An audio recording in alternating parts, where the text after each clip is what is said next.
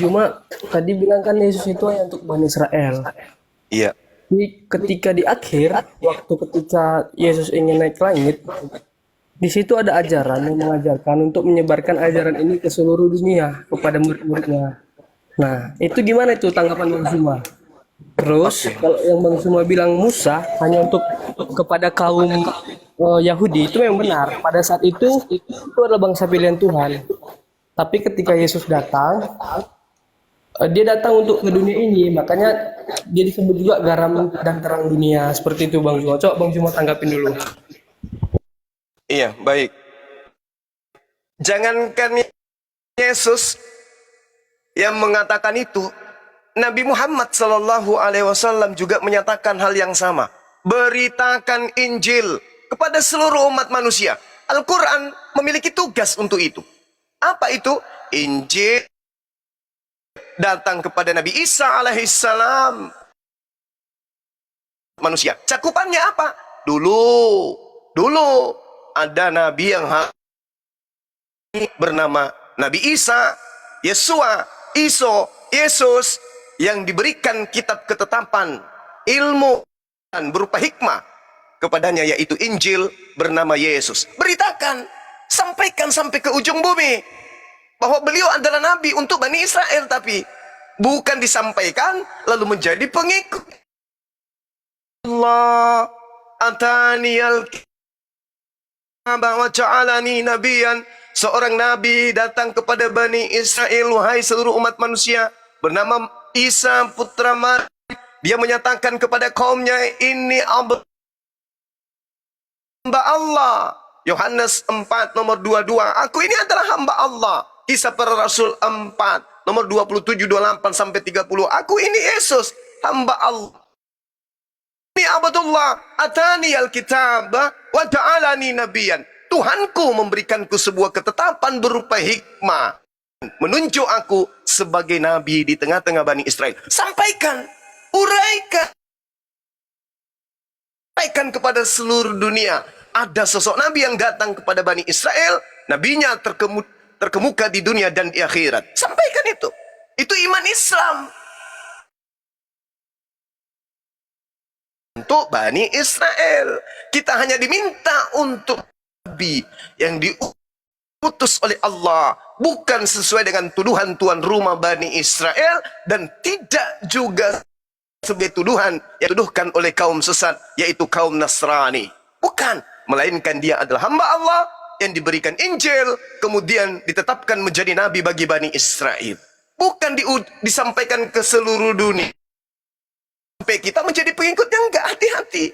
Karena Yesus kepada muridnya, waspadalah kepada serigala yang datang yang nyamar seperti domba. Ingat, Yeremia 50 nomor 17, yang dimaksud domba hanya Bani Israel. Jadi kalau kita bukan Bani Israel, ngaku pengikut Yesus, berarti kita adalah non domba yang ngaku domba, alias serigala. Jangankan lebih baik Kristen untuk menjalankan Taurat setara dengan orang Yahudi ahli Taurat saja, Kristen tidak bisa, timpang. Apalagi mau melebihi ahli Taurat, berarti Kristen tidak bisa masuk surga. Nah, sedangkan Yesus ini, dia adalah seorang yang saleh. Dia adalah orang Muslim. Dia adalah orang taat. Jangan lihat Quran, lihat di Bible. Ibrani 5 nomor 7. Sebagai manusia, Yesus mempersembahkan doa yang sungguh-sungguh kepada esensi yang mampu meloloskan dia dari kematian. Dan atas kesolehannya, coba, dia orang soleh. Nomor 31. Bahkan ini instruksi jelas dari Yesus. Dunia harus tahu. Maksudnya apa? Bang Suma harus tahu. Saudara Sio harus tahu. Teharu harus tahu. Bayu Andika harus tahu. Itong harus tahu. Santo harus tahu. Dalbo harus tahu bahwa aku Yesus senantiasa taat kepada Bapa dan selalu menjalankan, melaksanakan apapun yang diperintahkan Bapa kepadaku. Yohanes 14 nomor 31. Berarti Yesus ini adalah seorang saleh, seorang mukmin, seorang Muslim yang taat ibadah. Lalu gimana ceritanya jalannya masuk Kristen? Tak ada. Kristen itu kelompok asing. Asing bagi Yesus, asing bagi Islam, asing bagi Yahudi, asing bagi agama langit, asing bagi agama samawi. Tidak dikenal. Kristen tak ada dalam garis pengajaran nabi-nabi Yahudi. Demikian sementara, silakan.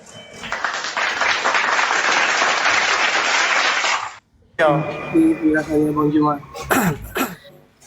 Kalau dari Ya, yang saya sama-sama. tangkap dari penjelasan Bang Juma ini, pertama itu udah beda definisi tentang domba tersesat. Terus yang kedua, saya menangkap bahwasanya kalau dari masalah aturan yang Bang Juma bilang, aturan Kristen nggak ada, syariatnya ada, ini nggak ada. Nah, saya bisa menilai berarti bahwasanya Yahudi itu lebih Islam daripada Islam, dan Islam lebih Kristen daripada Kristen. Kenapa? Sedangkan Yesus sendiri tidak berhak mengubah hukum Taurat, di mana salah satu hukum Taurat itu adalah beribadah pada hari Sabat. Tetapi Islam saat ini tidak beribadah pada hari Sabat. Nah gitu.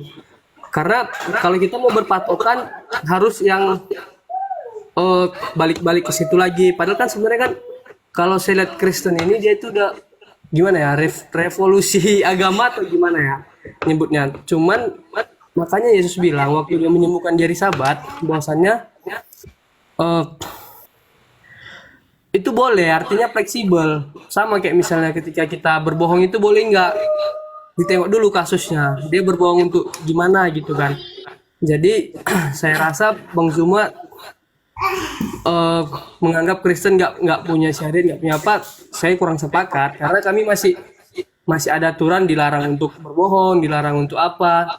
Soal makanan juga saya memang orang yang nggak makan darah gitu Bang Zuma. Jadi nggak bisa dipukul rata gitu kan, karena kalau Bang Juma sepakat atau enggak, Kristen yang sekarang kan berbeda dengan Kristen yang murni pengikut Yesus dulu gitu. Jadi kalau misalnya Bang Juma mau betul-betul apa gini kan, harusnya orang Islam sekarang beribadah pada hari Sabat, karena Yesus sendiri tidak berhak merubah setitik pun dari hukum Taurat itu sampai semuanya bumi ini tergenapi gitu lah Bang Juma. Oke, udah. Saya tanggapin ya. Jadi agama itu harus selaras dengan akal. Keyakinan kita ini harus selaras dengan ilmu. Tidak membabi buta, karena kita ini bukan babi, kita ini bukan hewan. Satu-satunya makhluk di atas muka bumi ini yang diamanahkan untuk menjadi pemimpin, ya kita, baik Al-Quran maupun di Bible. Oleh karena itu, sebagai pemimpin, jangan bermimpi memimpin manusia lain kalau tidak mampu memimpin diri kita ini. Memimpin kepada jalan kebenaran. Refleksikan lagi pemahamannya dengan membaca Keluaran 31. Berfirmanlah Tuhan kepada Nabi Musa. Nomor 12. Katakanlah wahai Nabi Musa kepada orang Israel. Saya bukan orang Israel. Tuhan memerintahkan Nabi Musa untuk berkata kepada orang Israel. Kul, katakan wahai Nabi Musa.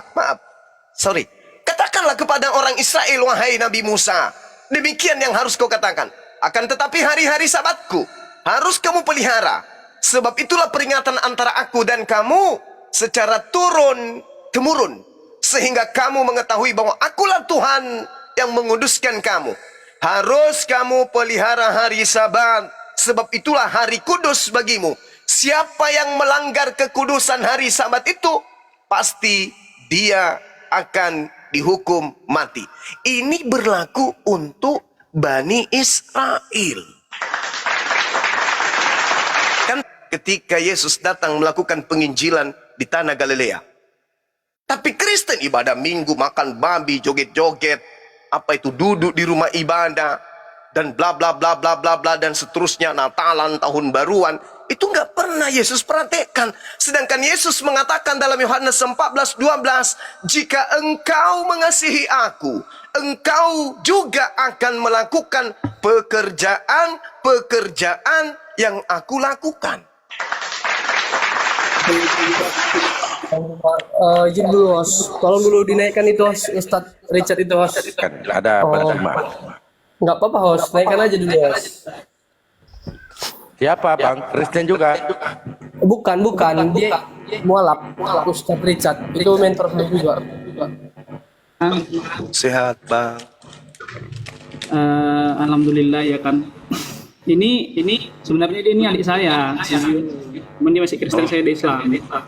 Alhamdulillah. Tuhan dan orang-orang yang tidak mendengarkan perkataannya akan